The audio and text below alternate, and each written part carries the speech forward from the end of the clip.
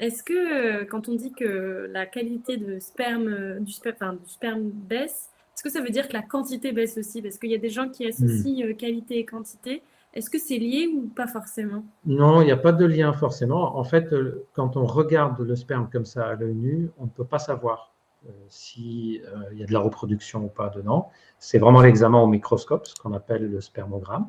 Pour vous donner une idée, un homme qui a éjaculé, par exemple, 1 millilitre ou 1,5 millilitre de sperme, mais qui a dans son sperme 50 millions ou 100 millions de spermatozoïdes par millilitre. Il n'y aura pas de problème.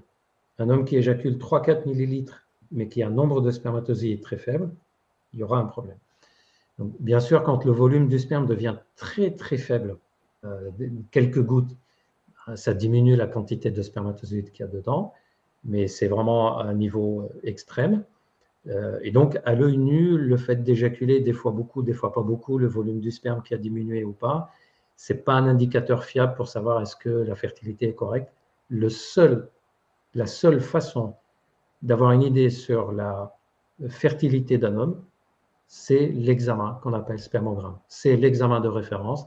Et tant qu'il n'y a pas cet examen, il n'y a aucun critère qui permet de dire il peut ou il ne peut pas avoir des enfants naturellement.